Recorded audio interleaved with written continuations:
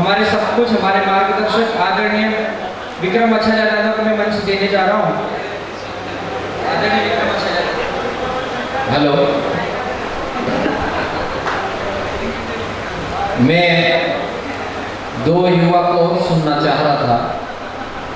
भाई राजन गामड़ सरदारपुर से है, काफ़ी एक्टिव पर्सन है, और जिला बड़वानी पानसेवन से सुरेश डुडवे, वे भी बेहतर वक्ता है, उन्हें भी टाइम नहीं मिला। और राष्ट्रीय नारी शक्ति सीमा जी सभी मना कर रहे हैं वहां से, तो ठीक है साथियों,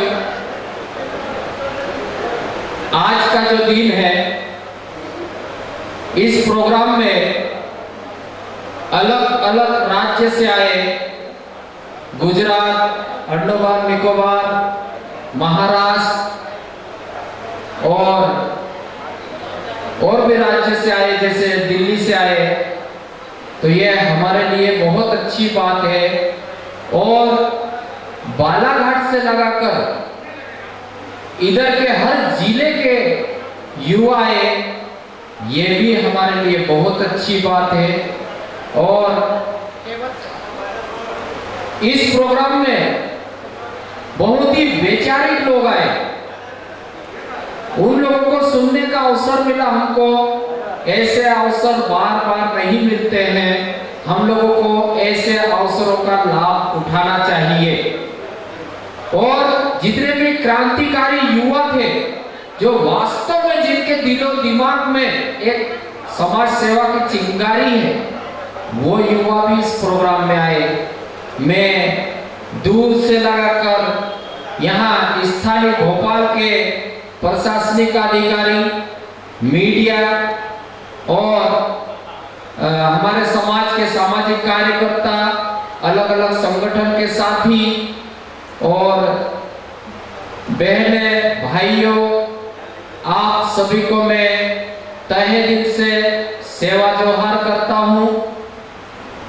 जिंदाबाद, आपकी जय जय जयस।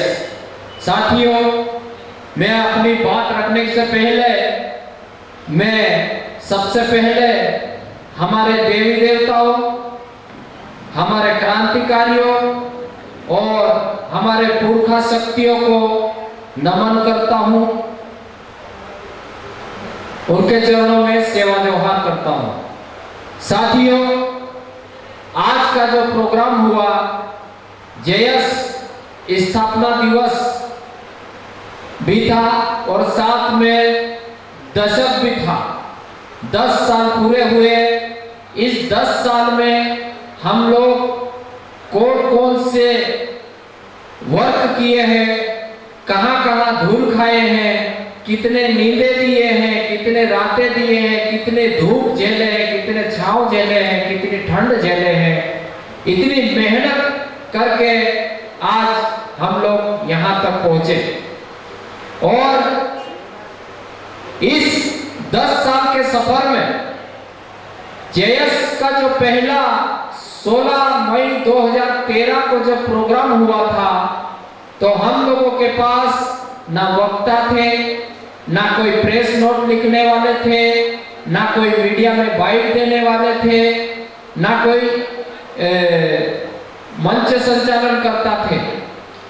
तो हम लोग उसी समय से सोच लिए थे कि जब उस दौर में हमारे पिता आदिवासी मुक्ति संगठन में काम करते थे और आज हमारे बीच में हमारे आदर्श, हमारी वैचारिक ताकत, हमारी सामाजिक ताकत, हर स्तर की ताकत के रूप में हमारे आदर्श दादा गजानन ब्राह्मणे जी जो बैठे हैं, तमाम देशों का भी उनके पास अनुभव है, यहाँ से लगाकर जेनेवा तक का उनके पास अनुभव है। तो ऐसे बुद्धिजीवी हमारे बीच में मौजूद है। इन्हीं बुद्धिजीवियों को देख देख के मैं अपना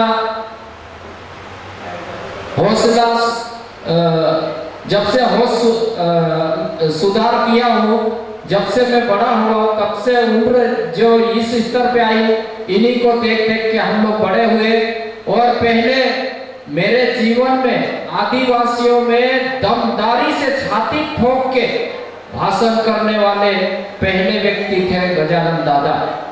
इनसे जब भाषण सुनते थे हम लोग, तो हम लोग भी सोचते थे कि एक दिन हम लोग भी बड़े होंगे और दादा जैसा भाषण देंगे। ऐसा दिलो दिमाग में तमन्नाएं, इच्छाएं थी। और आज हमें खुशी हो रही है कि आज हम उनके समकक्ष बैठने की कोशिश करते हैं, लेकिन शर्म भी आती है क्योंकि हम उन्हीं को देख के बड़े हुए हैं।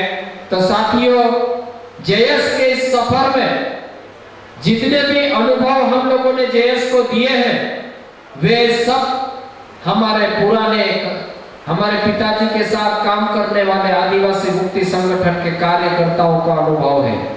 उन्हीं की बैठकों में हम लोगों ने पहली बार 5वीं 6ठी अनुसूची का सुने थे, पैसा एक्ट को सुने थे, वन अधिनियम को सुने थे, और भी तमाम संवैधानिक प्रावधान है, उन चीजों को हम लोगों ने सुना था। और वही चीज युवा जब हम लोग विज्ञान और टेक्नोलॉजी का सही तरीके से इस्तेमाल किए, फेसबुक के माध्यम से जब मैं बालाघाट के नक्सलाइट इलाके में 13 साल काम किया, मैं 13 साल तक में मुझे एक एक पत्थर मालूम है कि कौन सी पहाड़ी पे कौन सा पत्थर है। उतना काम करने के बाद मैं वहां बालाघाट के जंगलों में बड़ी बिल्डिंग के ऊपर मच्छरदानी लगाता था। मच्छरदानी के सेंटर में मेरे पास मोंटी मोबाइल था। उस मोंटी मोबाइल के जरिए फेसबुक चलाता था, और उसी फेसबुक के माध्यम से मैं चाइना में हमारे जो एनआरआई गए हैं उनसे जुड़े, ब्रिटेन में हमारे एनआरआई गए उनसे जुड़े, ताइवान में गए उनसे जुड़े, तमाम कंट्री जैसे यूएस अमेरिका में गए उनसे जुड़े, और फिर धीरे धीरे तमाम राज्य के लोगों से जुड़े। और फिर बाद में गोंडवाना के जो महानायक है, गोंडवाना रत्न के नाम से जाने जाते हीरा सिंह मरकाम दादा, और उनके साथियों के द्वारा, और उस दौर में या भी हमारे बीच में है राजेश भाई और गजानन दादा भी उस समय दिल्ली गए थे। दिल्ली में वहां पर हम लोग गोंडवाना के तमाम बुद्धिजीवी से मिले, मोती रावल कंगाली जी से मिले और हीरा सिंह दादा से मिले। वहां पे हमारे साथियों से मुलाकात हुई।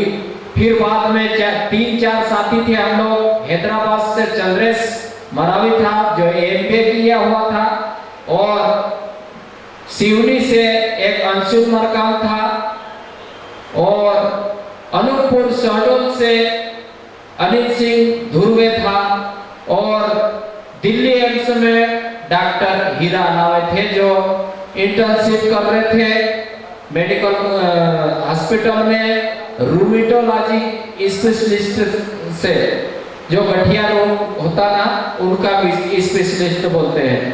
तो हम लोग चारों मिले, वहां पे बात हुई। बात होने के बाद में सोचे कि यार ये फेसबुक इतना अच्छा प्लेटफॉर्म है, लोग इसको सिर्फ एंजॉय का प्लेटफॉर्म बनाया, लेकिन हम लोग मीडिया में देखते हैं, हमारी कोई गांव में खबर नहीं छापता है, क्यों ना हम फेसबुक पे अपने समाज की बातें लिखे।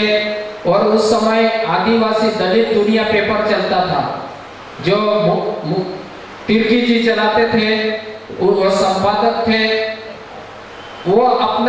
वे अपना सब कुछ देके उस अखबार को चलाए, और उस अखबार में तमाम ताकतें थी, संवैधानिक ताकतें थी, हाई कोर्ट सुप्रीम कोर्ट की फैसले थे, हमारी कल्चर थे, हमारे क्रांतिकारी थे, पर्यावरण के बारे में तमाम चीजें उस अखबार में रहती थी।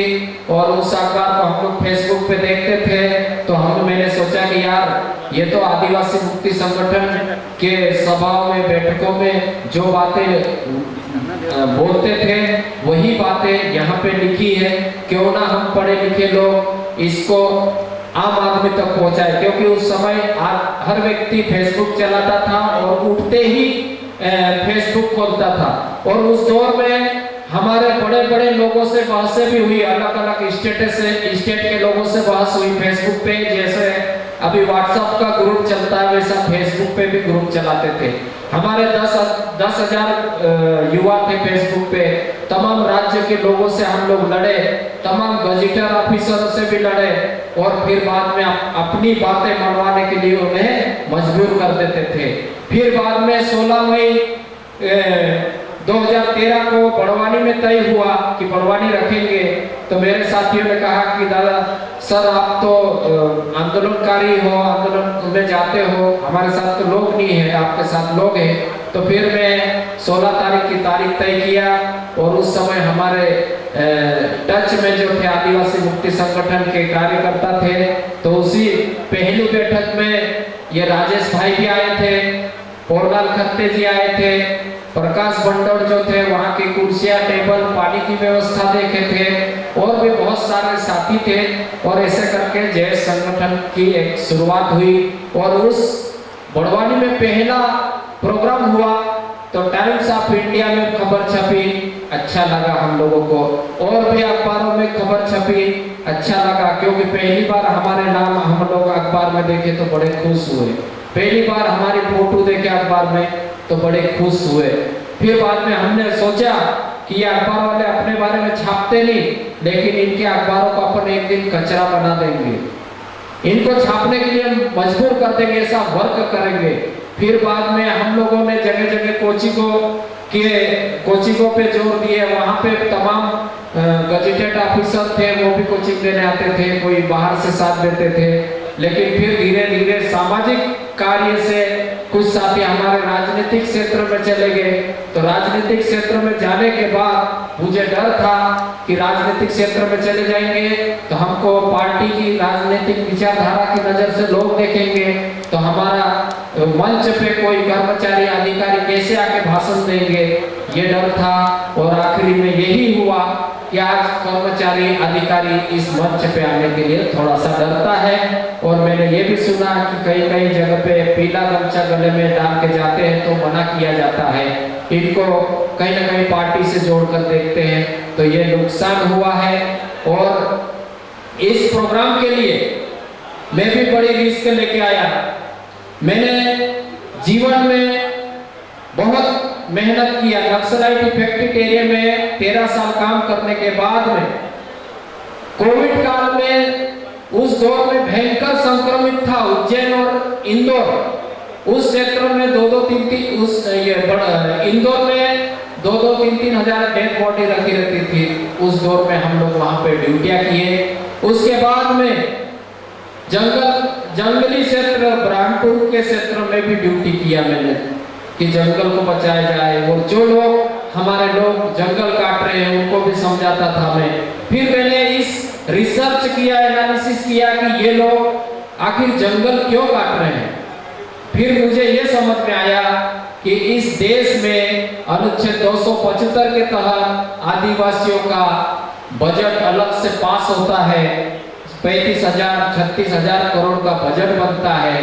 अगर ये बजट, उस पे भी हम लोग एनालिसिस किया कि अगर ये बजट 17 से 19% हम लोगों पे खर्च होता है, बाकी पैसा उस 17 से 19% में भी भ्रष्टाचारी आ जाती, लूटखोरी आ जाती, और उसमें हमारे लोगों तक सही तरीके से पैसे नहीं पहुंचते। बाकी जो पैसे बचते वो डाइवर्ट कर दिए जाते हैं, अलग अलग संस्थाओं में, अलग अलग जगह पे खर्च कर दिया जाता है। तो 17 से 19% पैसा हम पे खर्च होता है और बाकी डाइवर्ट हो जाते हैं। और अगले साल फिर आदिवासियों के नाम पे बजट बनाते कि 36,000-35,000 करोड़ आदिवासियों के नाम पे बजट बना, आदिवासी समाज बदनाम होता। फिर हम लोगों ने कहा, बीजेपी हो या कांग्रेस हो, बड़े बड़े इनके नेताओं से हम लोग क्वेश्चन करते थे कि तुम्हारी सरकार इतने साल रही तो ये बजट का पैसा कहाँ खर्च किए, और अगर आप ये बजट का पैसा 50% भी हमारे बच्चों पे खर्चा कर देते, ये बजट जो बनता है व्यक्ति विकास के लिए बनता है, इस बजट को आप क्षेत्र विकास में खर्च करते हो। क्षेत्र विकास क्या और व्यक्ति विकास क्या? क्षेत्र विकास उसको कहते हैं, आप नाली बना रहे हो, आप सड़क बना रहे हो, आप भवन बना रहे हो, आप टंकी बना रहे हो, आप तालाब बना रहे हो, तो ये क्षेत्र विकास में हमारा बजट खर्च कर देते हो। इसके लिए तो जनरल बजट आता है। तो हमारा जो व्यक्ति विकास के लिए पैसा आता है, उस पैसे को आप खर्च नहीं करते। तो मैं कई बार बोल चुका हूं कि अगर ये बजट 50% भी आप सही तरीके से व्यक्ति विकास में खर्च करते, तो आज हमारे बच्चे कोलंबिया यूनिवर्सिटी, ऑक्सफोर्ड यूनिवर्सिटी में बड़ी बड़ी डिग्रियां कर रहे होते और आज बड़े बड़े पद पे रहते। और आज जो समाज बजट के नाम पे बदनाम होता, तो बदनाम भी नहीं होते। और जो बुरहानपुर खंडवा में कुल्हाड़ी लेके जो जंगल काट रहा है, अगर जिसके घर में एक डॉक्टर हो, जिसके घर में एक इंजीनियर हो, उस घर का व्यक्ति या उस घर का सदस्य काय को कुल्हाड़ी लेके बुरहानपुर में जाके जंगल काटेगा? सोचने वाली बात है। फिर बाद में हमने ये भी देखा कि इतने पलायन होते हैं, 3.5 करोड़ से ऊपर हमारे लोग पलायन हो चुके हैं। हम लोग देखते हैं कि इंदौर के चौराहे पे, भोपाल के चौराहे पे छोटे छोटे बच्चे लेके हमारी महिलाएं चौराहे पे बैठे मिलती, छोटा बच्चा रोता है। और वहां पे जैसे फैक्ट्रियों में जाते हैं, गुजरात जाते हैं, नागपुर जाते हैं, आंध्र प्रदेश जाते हैं, पुणे जाते हैं, बॉम्बे जाते हैं, वहां पे हमारी बहन, हमारी बेटी, हमारी बहू के साथ शारीरिक, मानसिक, आर्थिक शोषण होता है। इस प्रकार का हम लोगों ने देखा है।